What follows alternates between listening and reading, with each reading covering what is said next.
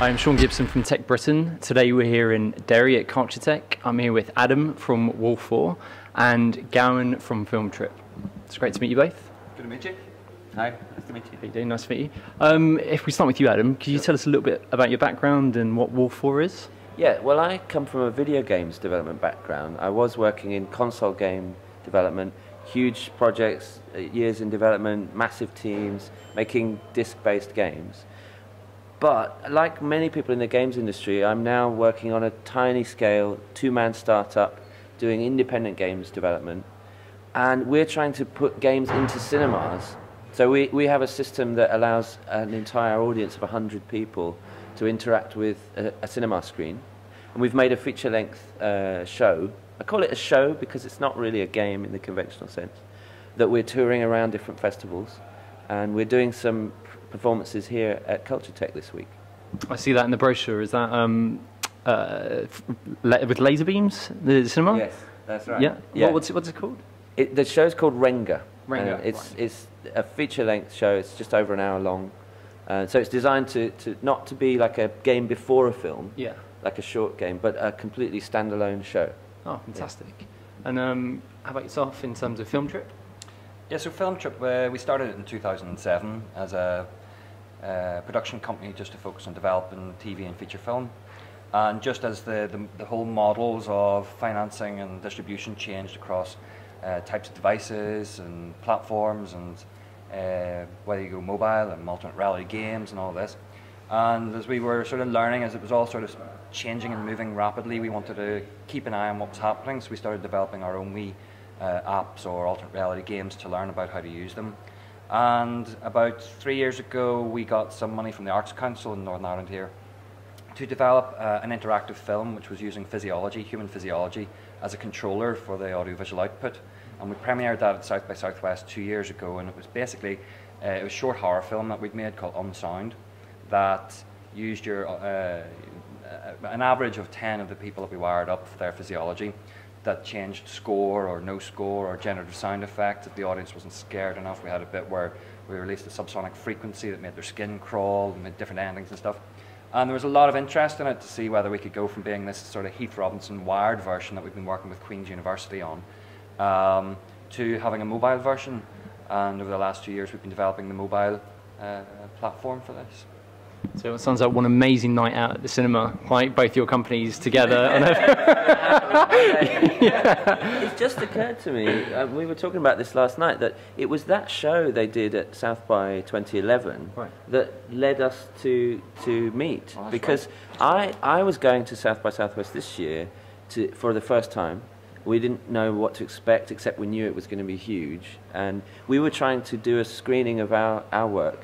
And I just found this project, Unsound, on the web, that it had screened at South by the previous year.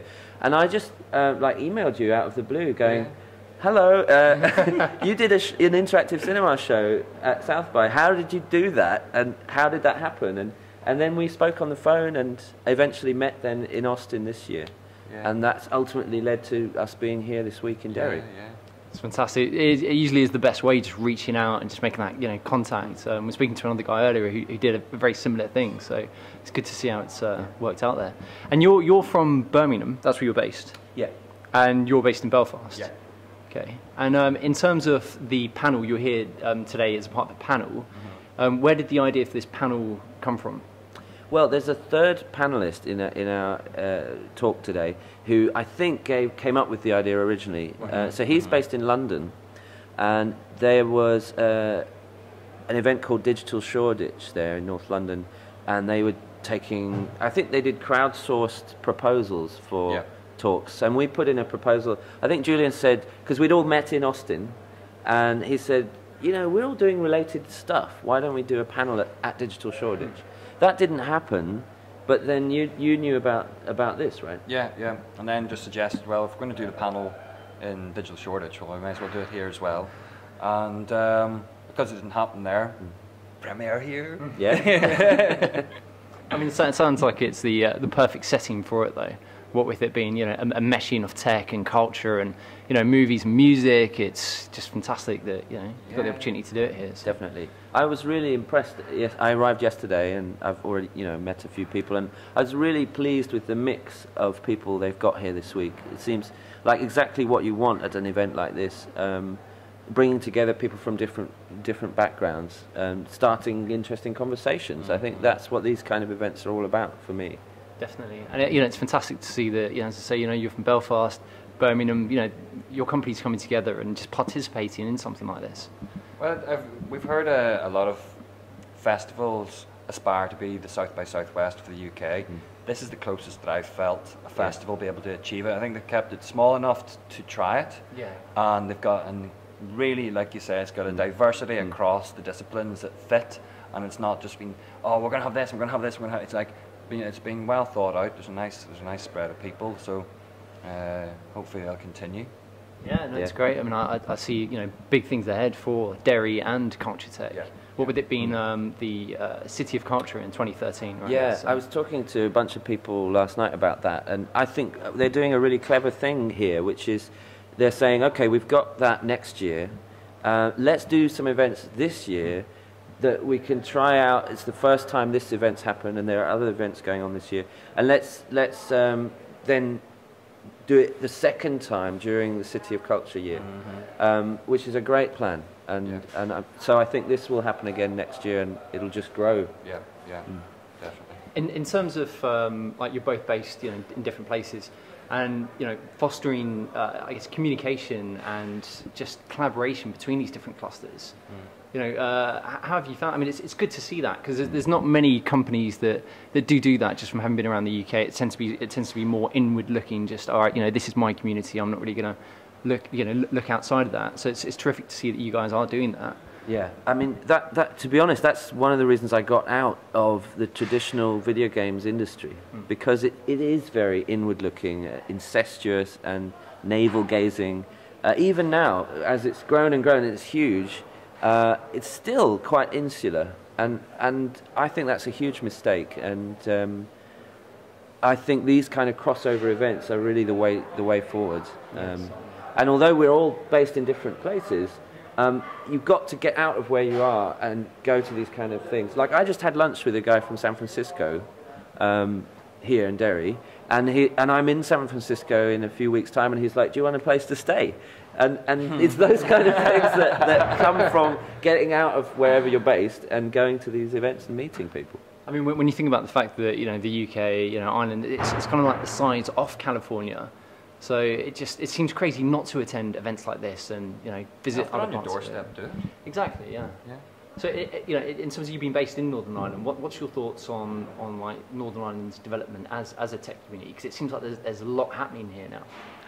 Not just in tech, creative, across the board. I mean, there's been a lot of chat and a lot of talk for a while about, hey, we've got the creative industries, and there's been various reports saying that the future of knowledge-based economy is this, and you've got to have tech and all that stuff. But there's a really good infrastructure here. There's really good momentum. There's a wish across universities to change the courses and think about how to apply that to a domestic market. There is the will to enforce a domestic market that can support it. And then you've got the likes of the Science Park, and you've got the guys in CultureTECH and stuff that are all really thinking about how to achieve this. The difficulty comes in being able to convince the domestic market that it's a necessity, and that the government needs to spend the money on it. And they have. In fairness, there's been a lot of programs put into place, but these are early stages in it all, and need to join up the dots now. Now that the momentum has been built, the wish and the drive is there, and the existing creative community is there. Now join the dots, because we can be big with this. We can really make waves with this, because there's a noise and an energy here that there isn't in most of the rest of the UK, across the whole of Northern Ireland, and we can really start to move big. Especially last year for South by Southwest, it was the biggest trade show visit of companies has ever gone from Northern Ireland. It was the biggest amount of companies that ever gone from Northern Ireland to a place. So there's big things moving. Is that with a lot of support from Invest NI? Have they been quite like pivotal in that respect, in terms of like helping that, like facilitating that, or? Invest Northern Ireland, along with City Council and Derry City Council and Belfast City Council, they have all been part of the support, finance and knowledge for getting out to the likes of South by Southwest and repeating South by Southwest. And part of that has then helped the confidence when you come back on, yes, I actually know what I'm at. I know what I'm at. And also, Christ, look at the amount of stuff that's going on out there, and sponge, and meet head the balls like this. Yeah. And just really finding good people to continue working with, you know. No, it's fantastic. It does really seem like there's a lot of support for companies in Northern Ireland, and I mean across the UK in general, but it's great to see what's happening, especially the fact that there's so many people and companies from Belfast and Newry here. So it's like it's working as one unit as opposed to, oh well, you know, that's Derry, that's down the road, you know, we're Belfast, we want the Belfast community to compete, you know, there is that collaboration, which is great. There is, and what my hope is that the likes of Invest Northern Ireland can, I mean, I think the government agencies need to start to understand more, being given the opportunity to understand the tech and the creative industries more, and for more communication to happen, because I think there's still a degree of disconnect between what is required, who can actually facilitate it, and who knows how to bridge that. Yeah. There's a wish to support it, there's a wish for the community to be supported, but the communication of how do we do this and really do you understand why I need this is still missing, and I'm hoping things like this can help that. Well, it's a terrific start. So, I have to ask, in terms of plans for the future, what are your plans for the future? Well, currently we are in a kind of band mode, touring our show, performing it live, and clearly that's not a scalable business model. So our plan is to create a more plug-and-play piece of hardware that can be leased out to cinemas to put on this interactive show, rather like film distributors in the past would have leased film prints out to cinemas, and that can be operated by on-site staff rather than us having to be there. And so that would form a vehicle to distribute what we're doing now, Renga, more widely.